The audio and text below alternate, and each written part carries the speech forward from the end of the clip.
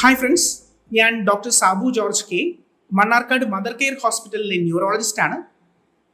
വളരെ സാധാരണവും ഒരു പക്ഷേ ഒരു പ്രായത്തിനപ്പുറം നല്ലൊരു ശതമാനം ജനങ്ങളെയും ബുദ്ധിമുട്ടിക്കുന്ന പ്രശ്നങ്ങളാണ് കൈക്കാൽ തരിപ്പ്, മരവിപ്പ്, പുകച്ചിൽ, ബലക്കുറവ്. ഇതൊക്കെ എന്താണിത്? പെരിഫറൽ ന്യൂറോപ്പതി എന്ന രോഗാവസ്ഥയുടെ ലക്ഷണങ്ങളാണ് നമ്മൾ മുന്നേ പറഞ്ഞത്. നമ്മുടെ നാഡീവ്യൂഹത്തിൽ പ്രധാനമായും ബ്രെയിൻ, അതിന് താഴേക്ക് സ്പൈനൽ കോഡ്, അവിടെ നിന്ന് പുറത്തേക്ക് ഞരമ്പുകൾ അഥവാ പെരിഫറൽ നെർവ്സ്. ഈ പെരിഫറൽ നെർവ്സിന് ഡാമേജ് വരുന്ന അവസ്ഥയെയാണ് നമ്മൾ പെരിഫറൽ ന്യൂറോപ്പതി എന്ന് പറയുന്നത്. എന്നാൽ ഈ അവസ്ഥയുള്ള ഓരോ വ്യക്തിയുടെയും ലക്ഷണങ്ങൾ വെവ്വേറെയാണ്. ഉദാഹരണത്തിന് ഏറ്റവും സാധാരണയായി നാം കാണുന്നത് സ്പർശനത്തിന്റെ ഞരമ്പുകളെ ബാധിക്കുന്ന സെൻസറി ന്യൂറോപ്പതി. ഇതിന്റെ ലക്ഷണങ്ങൾ പോസിറ്റീവ് സിംറ്റംസ്, നെഗറ്റീവ് സിംറ്റംസ്, ഇങ്ങനെ രണ്ടായി തരംതിരിക്കാം. തരിപ്പ്, പുകച്ചിൽ, ചുട്ടു കുത്തുന്ന പോലത്തെയുള്ള ഫീലിംഗ്, അതുപോലെ മരവിപ്പ്, പാദങ്ങളിൽ തുടങ്ങി മുട്ടുവരെ എത്തി പിന്നീട് കൈകളിലേക്ക് വ്യാപിക്കുന്ന മരവിപ്പ്, ഇതെല്ലാമാണ് അതിന്റെ ലക്ഷണങ്ങൾ.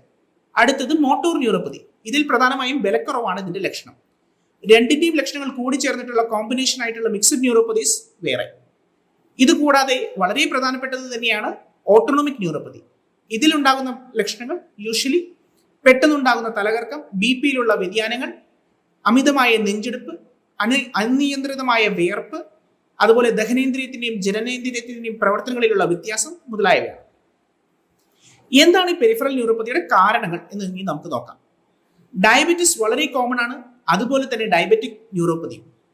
എന്നാൽ ഇതിന്റെ ഒപ്പം തന്നെ വെക്കേണ്ട മറ്റു പല കാരണങ്ങളുണ്ട്. പല വൈറ്റമിൻ ഡെഫിഷ്യൻസീസും പെരിഫറൽ ന്യൂറോപ്പതി ഉണ്ടാക്കാം. ഉദാഹരണത്തിന് B12. അതേപോലെ തന്നെ കോമൺ ആണ് B1, B3, B6 deficiency. Vitamin D ഡെഫിഷ്യൻസിയും മറക്കരുത്. ഇനി നീണ്ടു നിൽക്കുന്ന അസുഖങ്ങൾ, പലപ്പോഴും കരൾ സംബന്ധമായ രോഗങ്ങളും കിഡ്നി സംബന്ധമായ രോഗങ്ങളും പെരിഫറൽ ന്യൂറോപ്പതിയിലേക്ക് നയിക്കാം. വാതരോഗങ്ങൾ, പ്രത്യേകിച്ചും ഓട്ടോ ഇമ്മ്യൂൺ ന്യൂറോപ്പതി ഗ്രൂപ്പിൽപ്പെട്ട അസുഖങ്ങൾ, അതുപോലെ തന്നെ ചില ഇൻഫെക്ഷൻസ്, ഉദാഹരണത്തിന് TB, ലെപ്രസി, HIV, ഇതെല്ലാം പെരിഫറൽ ന്യൂറോപ്പതിയിലേക്ക് നയിക്കാം. ചില ആളുകൾ അവരുടെ ജോലി സംബന്ധമായി ചില പ്രത്യേക കെമിക്കൽസുമായി ഡീൽ ചെയ്യുന്നതിന്റെ ഭാഗമായിട്ടുണ്ടാകുന്ന ടോക്സിൻ മീഡിയേറ്റഡ് ന്യൂറോപ്പതി, അതേപോലെ തന്നെ സ്ഥിരമായിട്ട് കഴിക്കുന്ന മരുന്നുകളുടെ ഭാഗമായിട്ടുള്ള ന്യൂറോപ്പതി, പിന്നെ ചില ക്യാൻസറുകൾ അപൂർവമായിട്ട് ന്യൂറോപ്പതി ആയിട്ട് പ്രസന്റ് ചെയ്യാം. അതുപോലെ തന്നെ പെട്ടെന്ന് പുരോഗമിക്കുന്ന രീതിയിലുള്ള GBS അഥവാ ഗില്ലൻ ബാരി സിൻഡ്രോം മുതലായ റാപ്പിഡ്ലി വേഴ്സണിങ് കൈൻഡ് ഓഫ് ന്യൂറോപ്പതീസ്. ഇതെല്ലാം തന്നെ ഇങ്ങനെ പോകുന്നു അതിന്റെ ലിസ്റ്റ്. അതുകൊണ്ട് തന്നെ ഡോക്ടറുടെ സഹായം തേടേണ്ടത് ആവശ്യമാണ്. കാരണം ഓരോന്നിന്റെയും ചികിത്സ വെവ്വേറെയാണ്. ഡോക്ടർ സാധാരണയായി കുറച്ച് ബ്ലഡ് ടെസ്റ്റുകൾ ചെയ്ത് നോക്കും. അതുപോലെ തന്നെ നെർവ് കണ്ടക്ഷൻ സ്റ്റഡി, NCS എന്ന് പറയുന്ന ടെസ്റ്റ്, ഞരമ്പുകളുടെ ബലം അളക്കുന്ന ടെസ്റ്റാണ് നെർവ് കണ്ടക്ഷൻ സ്റ്റഡി. എന്താണ് ഇതിന്റെ അഡ്വാൻറ്റേജ്? ഉദാഹരണത്തിന് മീഡിയൻ നെർവ്, കയ്യിലെ ഞരമ്പ് നീര് വരുന്ന കാർപ്പൽ ടണൽ സിൻഡ്രോം എന്ന് നിങ്ങൾ കേട്ടിട്ടുണ്ടാവും. അത് പൂർണ്ണമായും ചികിത്സിച്ച് ഭേദപ്പെടുത്താവുന്നതാണ്. അതേപോലെ തന്നെ കഴുത്തിലെ ഡിസ്ക് അല്ലെങ്കിൽ പുറം ഡിസ്ക് കംപ്ലൈന്റ് കൊണ്ട് വരുന്ന വേദനയും ബലക്കുറവും എല്ലാം തന്നെയും പൂർണ്ണമായി ചികിത്സിച്ച് ഭേദപ്പെടുത്താവുന്നതാണ്. പെരിഫറൽ ന്യൂറോപ്പതി എന്ന രോഗാവസ്ഥയുള്ള ആള് ശ്രദ്ധിക്കേണ്ട കാര്യങ്ങളെ കുറിച്ച് കൂടി നമുക്ക് ചിന്തിക്കാം. എന്താണ് ഏറ്റവും പ്രധാനം? ആരോഗ്യപരമായ ഒരു ജീവിത രീതി, അതായത് ഹെൽത്തി ലൈഫ് സ്റ്റൈൽ.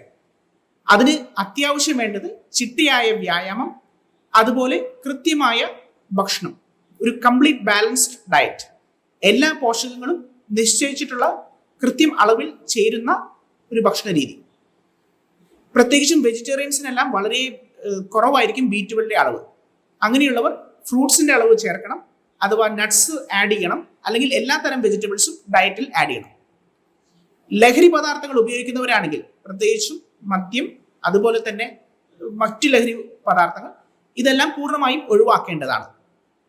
ഷുഗർ ഉള്ളവർ, ഡയബറ്റീസ് ഉള്ളവർ തങ്ങളുടെ ബ്ലഡ് ഷുഗർ ലെവൽ കൃത്യമായി കൺട്രോൾ ചെയ്യുകയാണെങ്കിൽ അവരുടെ ബുദ്ധിമുട്ടുകൾ ഒട്ടും തന്നെ കൂടാതിരിക്കുകയും ഒരു പരിധിവരെ നമുക്ക് പൂർവ്വ അവസ്ഥയിലേക്ക് ആയി മാറാൻ സാധിക്കുകയും ചെയ്യും. എല്ലാത്തിനും മുകളിൽ ഡോക്ടർ പറഞ്ഞു തരുന്ന മരുന്നുകൾ കൃത്യമായി കഴിക്കുകയും നിർദ്ദേശിക്കുന്ന കാര്യങ്ങൾ കൃത്യമായി പാലിക്കുകയും ചെയ്താൽ വളരെ ആരോഗ്യപരമായ ഒരു ജീവിതം നമുക്ക് മുന്നോട്ട് കൊണ്ടുപോകാനാകും. എല്ലാവർക്കും ഒരു ശുഭദിനം നേരുന്നു. Thank you.